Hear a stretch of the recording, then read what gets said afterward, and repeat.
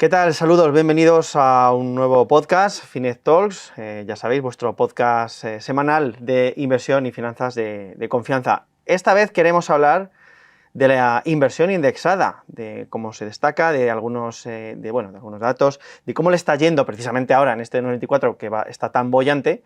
Y bueno, vamos a hablar de todo ello y de mucho más con Kevin Mayer de Fininvest. Kevin, ¿qué tal estás?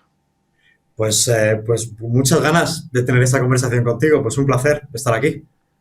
Bueno, antes de nada, siempre hacemos lo primero de todo, una autopresentación. Entonces, ¿quién es Kevin Mayer? Preséntate para quien no te conozca en unos segundos. Voy a ser muy breve, o sea, discúlpame aquí, pero soy Kevin, el director de inversiones de Finicens. Para los que no conocáis Finicens, pues es un gestionado, especialista en inversión indexada. Somos grandes defensores de que una gran parte del patrimonio debe estar invertido de manera global, de manera diversificada, en muchos mercados, clases de activos, bajos costes. ¿Para qué? Para garantizarnos la máxima rentabilidad a largo plazo, ¿no? Y Fininces hace eso a través de la indexación, ¿no? Esa es nuestra carta de presentación.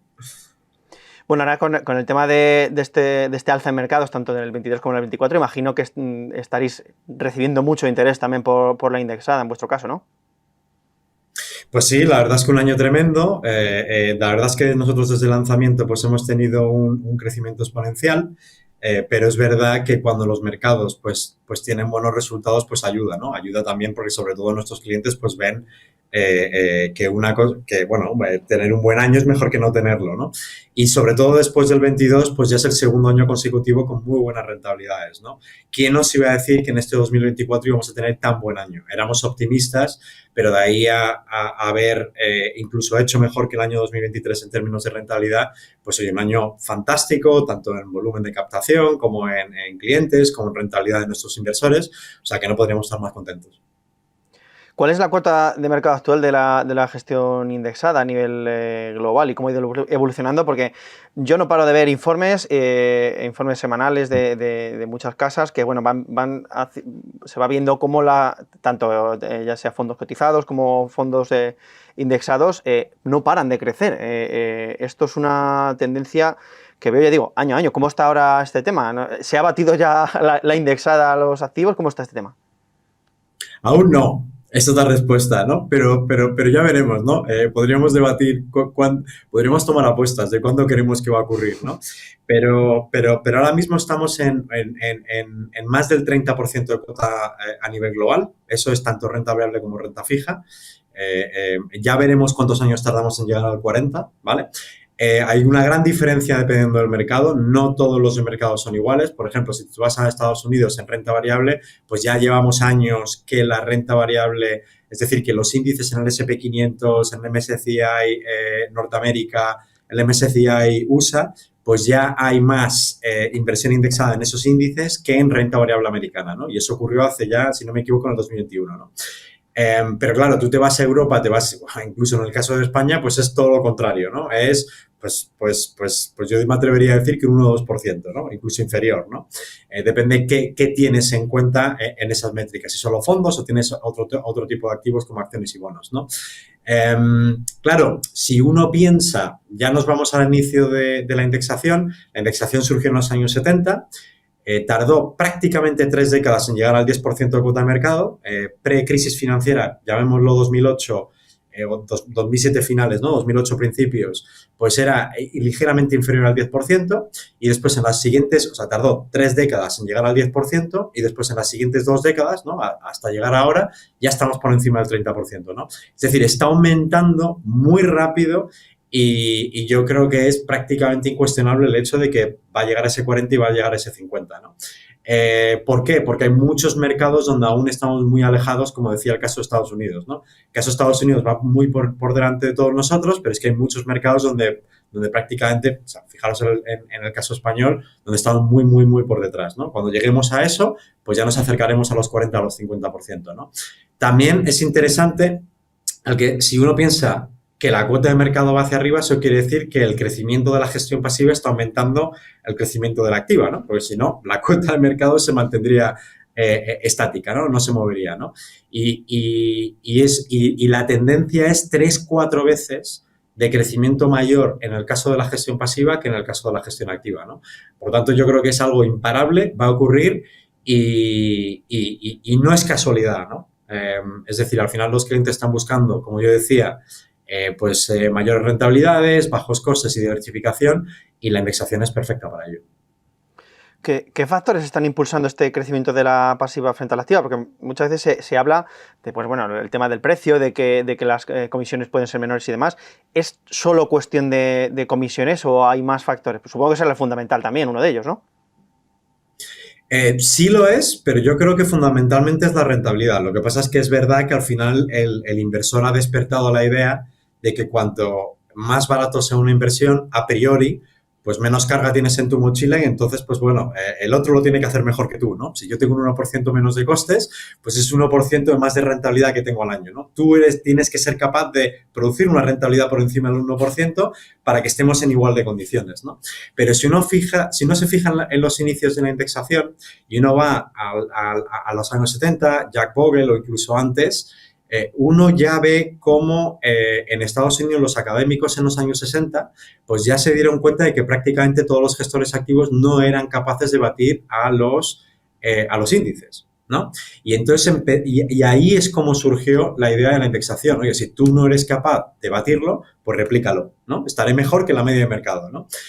Por lo tanto, ahí es donde surge una mayor rentabilidad. Es verdad que los costes es parte esencial, pero hay otros elementos muy importantes, ¿no? Como quizás también la diversificación, el hecho de que tú, por ejemplo, puedas comprar un mercado entero, por ejemplo, el S&P 500, el MSCI Europe o el MSCI emergentes, en tu capacidad realmente para poder comprar un mercado grande en su conjunto y además con una regla que no, que sigue la automatización, que sigue la capitalización bursátil en este caso, que es lo opuesto a los gestores activos donde compran y venden, donde pueden llegar a tomar malas decisiones, ¿no? Nosotros cuando analizamos realmente la rentabilidad adicional que Finices produce en relación a la media de mercado, vemos que un 50% proviene de costes, es decir, ese 1% o 1,5% que tenemos menos de costes al año, eso produce el 50% de la rentabilidad, pero es que además el otro 50% no proviene de costes, proviene de, llámalo asignación de activos, optimización, rebalanceos, optimización en general, ¿no? Y entonces yo creo que los inversores cada vez es verdad que los costes es como una primera, visible, ¿no? Un factor visible, pero luego yo creo que fundamentalmente también es la rentabilidad de la diversificación, ¿no? Como segundo elemento, ¿no? Claro, estos por un lado serían, digamos, como los pros de la indexada. Muchas veces también se habla de quizás algo que pueden, se acusa o se comenta que el argumento, que escuchamos muchas veces entre nuestros oyentes y algún inversor también, dices que este tipo de mercados que están genial en mercados alcistas, pero que en mercados bajistas igual no se defiende tan bien, pues porque te estarías como indexando a esa caída. ¿Esto es tal que así o sigue teniendo sentido la indexada también en momentos bajistas? Es curioso porque este argumento yo creo que se utilizó, incluso Jack Bogle al principio cuando lanzó los fondos indexados se le acusaba, de antiamericano, de comunista por querer solo producir, precisamente por lo que tú comentas, ¿no? Por el hecho de que yo creo que hay una idea en todos nosotros donde sin ver los datos y sin haber conocido la indexación, pues siempre pensamos que si pegamos a un gestor una comisión es porque ese gestor va a ser capaz de hacer una serie de análisis y predecir lo que va a ocurrir, ¿no? Y yo, incluso yo mismo, la primera vez que yo creo que me encontré con esos tipos de argumentos pues fue hace 20 años, ¿no? Cuando empecé, o unos cuantos años después de haber comenzado mi carrera, ¿no?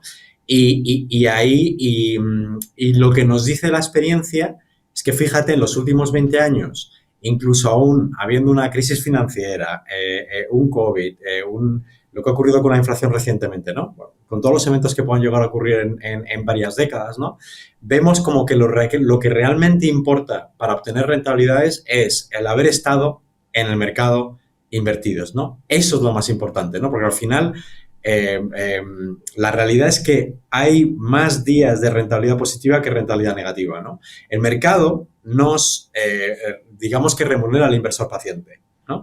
Entonces, lo que nos tenemos que hacer, sabemos que en el muy, muy, muy largo plazo, las rentabilidades históricas son muy positivas. Por ejemplo, si utilizamos la renta variable, sabemos que es el 8%. Tomando incluso nuestra propia cartera 100% renta variable, si hubiéramos estado hace 20 años, que no lo estábamos, pero si hubiéramos estado invertido en esa cartera 6 durante 100% rentable durante los últimos 20 años, hubiéramos producido un 400%, que es un 8,4% anualizado, ¿no? Es decir, al final, con independencia de lo que ocurra en los mercados, es el inversor que está en los mercados que es capaz de capturar toda la rentabilidad que nos ofrece el mercado de renta variable, en el caso de ese 8%, o en el caso de que sea un cliente más conservador, ese 4%, ¿no? Entonces, yo vuelvo a repetir, ya lo oí hace 20 años, cada vez estoy más convencido de que más que ser por parte del inversor es una cuestión que los gestores activos siempre no han utilizado, ¿no?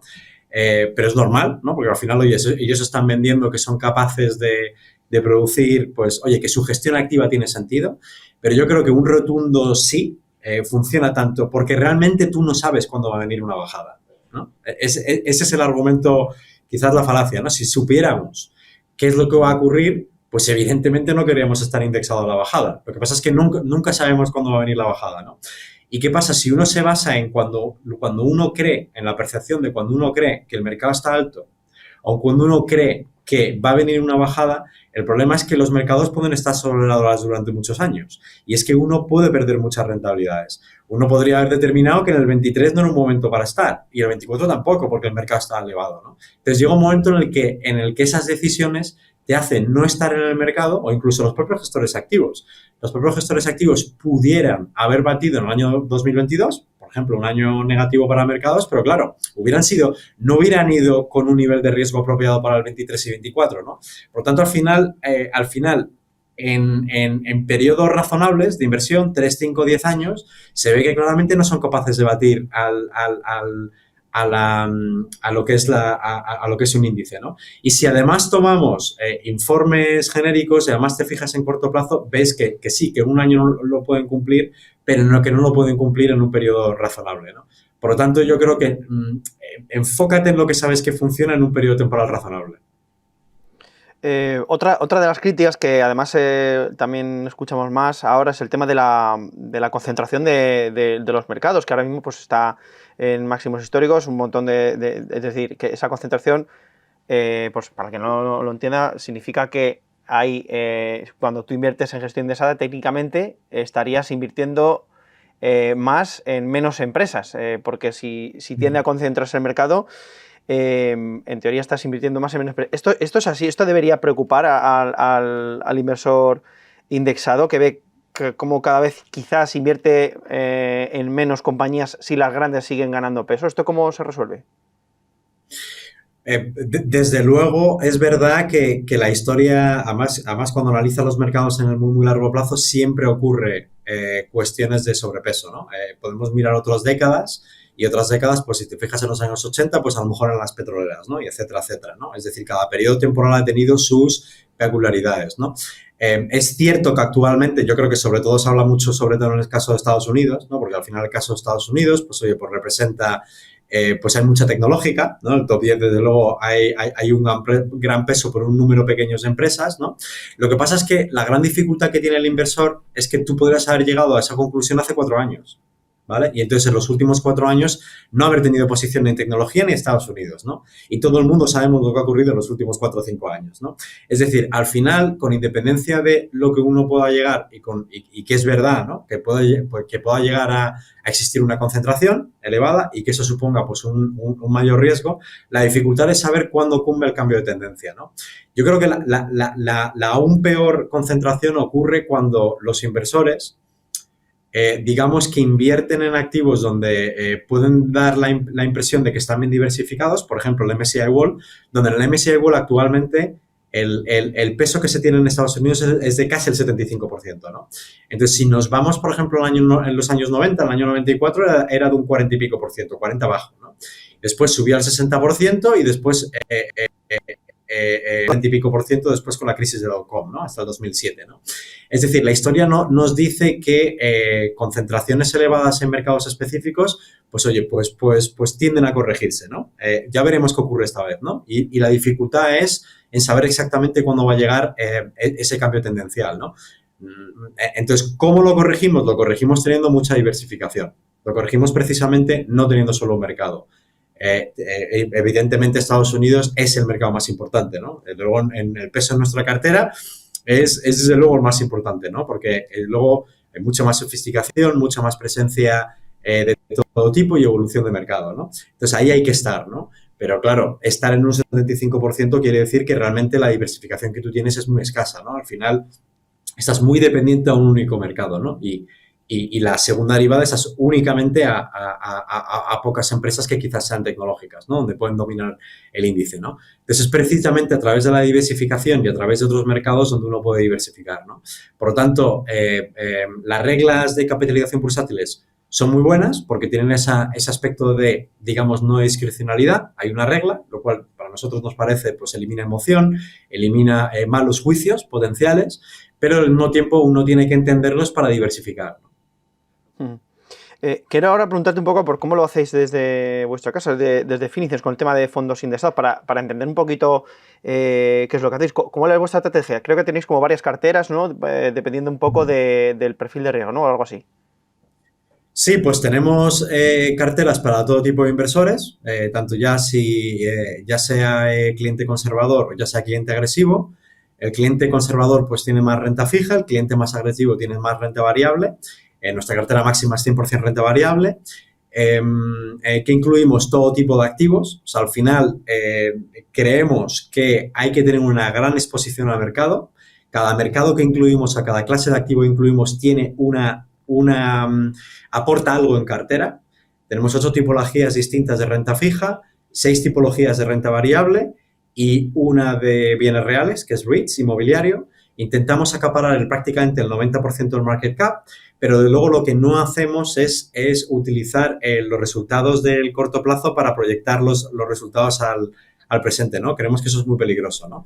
Uno tiene que basarse en el muy, muy, muy largo plazo para entender cómo funcionan los mercados, ¿no? Los mercados, pues, ya digo, cambian y lo que nosotros, y nos servimos precisamente de esa diversificación para poder proporcionar la mayor rentabilidad posible para capturar la rentabilidad que den los mercados a nivel global, pero sin asumir un riesgo innecesario y sobre todo sin tener que realizar una apuesta a un mercado único, ¿no? Entonces, mucha diversificación con independencia del nivel de riesgo y creemos que esa es la clave, ¿no? Por ejemplo, en cartera 100% renta variable, si tú nos comparas, por ejemplo, con el MSCI World, pues el MSCI World al final incluye solo economía desarrollada, ¿vale? Pues nosotros incluimos no solo economía desarrollada, sino incluimos emergentes, ¿no? Incluye el MSCI World, pues como tú decías, pues una gran concentración a las grandes empresas, ¿no? A las que todos conocemos, ¿no? A las megacaps, a las de gran capitalización bursátil, ¿no? Pero ¿qué pasa con las small caps, que son aquellas que van a ser las del futuro? Pues eso también lo incluimos, ¿no? Y por supuesto, los pesos los redistribuimos de tal manera en la que tú no tengas una concentración tan elevada a Estados Unidos. Ese 75% hacia Estados Unidos a nosotros nos parece que refleja mucho más lo que ha ocurrido en el pasado. Es decir, no cabe duda de que eso es lo que había que haber hecho post-crisis financiera, ¿no? Es decir, refleja lo que ha ocurrido en el pasado, es decir, lo que ha ocurrido en el pasado es que Estados Unidos ha tenido un mucho mejor rendimiento que cualquier otro mercado. De ahí que hemos pasado de ese 40 y pico % en el 2008, ¿no?, de capitalización bursátil a nivel global a ese 70 y casi 5% actual. Entonces, claro, si hubiéramos tenido una bola de cristal, hubiéramos hecho eso, ¿no? Habría que haber tenido todo en el S&P 500 y todo en el Nasdaq, ¿no? Por poner un ejemplo, ¿no? Pero eso no necesariamente tiene que ser lo mejor para la próxima década, ¿no? Y nos parece que tener una apuesta única en un único mercado nos parece, nos parece que es una falta digamos, de visión histórica y desde luego de bajo control de riesgo. Ahora mismo, ¿qué estáis viendo más en este 2024? Tengo mucha curiosidad porque no sé si con el tema de algo que está un poquito más conservador, más arriesgado, no sé qué estáis viendo más, si con estas subidas está sirviendo para que la gente se pase más de vuestras carteras conservadoras a más agresivas, o estáis viendo precisamente lo contrario. O sea, ¿cómo se está moviendo el dinero? Permíteme que somos bastante puristas en este aspecto, porque creemos que pues abogamos con que un inversor pues tiene que pensar cuál es el perfil apropiado para largo plazo. Es decir, el jugar a cambiar el perfil tiende a ser lo mismo que el market timing, es decir, a un aumento de riesgo y a la quito riesgo, cosa que es, ya digo, es nociva, bastante peligrosa y sí, te puede funcionar una vez, pero mejor que no te funcione porque a lo mejor aprendes la lección y ya no lo haces más, ¿no? Eso es lo que me dice mi experiencia hablando con inversores durante más de 2 décadas, ¿no? Entonces, la realidad es que, pero sí que es cierto que en este 2024 que hemos tenido, las carteras más contratadas han sido el monetario, porque ha sido una función oye, pues hay tipos más elevados de lo que había en el 2022, desde luego.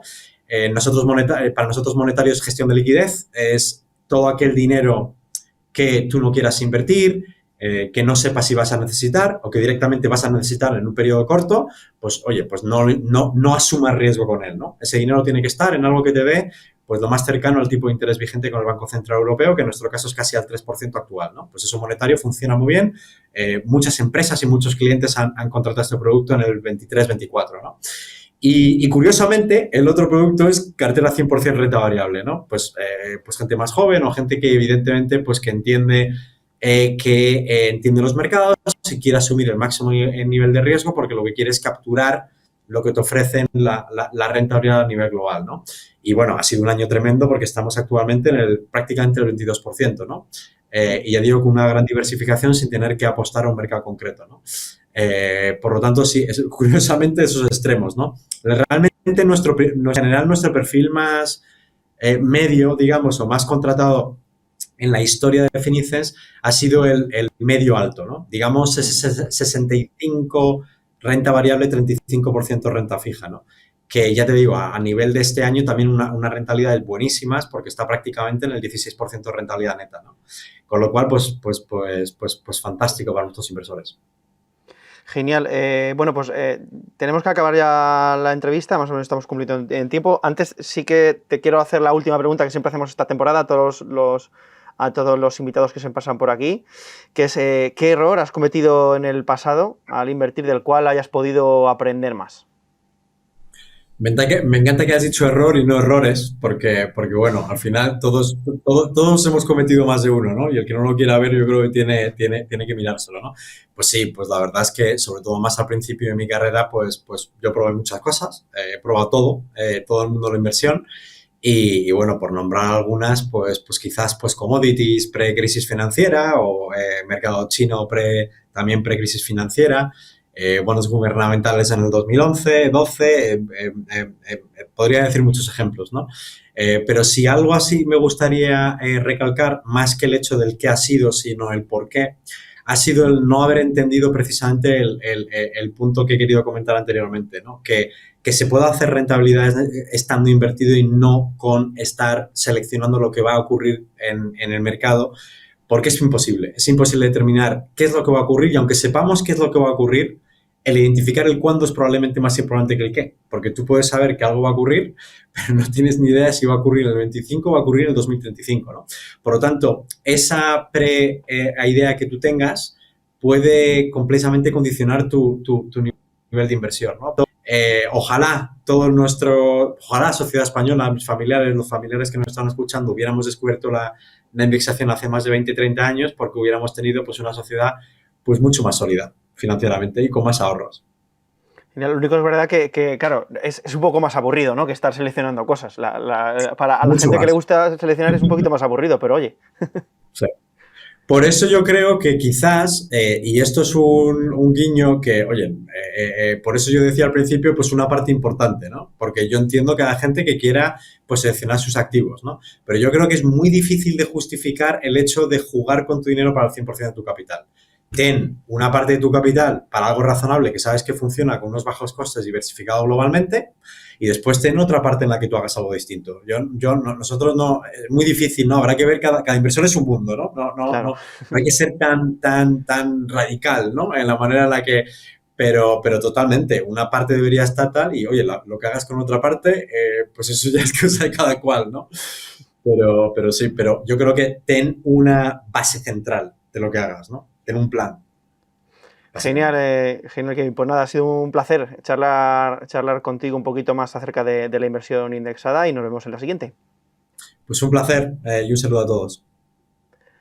Y nada, vosotros, pues si os ha gustado esta charla, lo que siempre comentamos, un me gusta, que nos ayuda muchísimo a seguir difundiendo contenido financiero tan interesante como esta entrevista. Nos vemos la semana que viene. Un saludo. Adiós.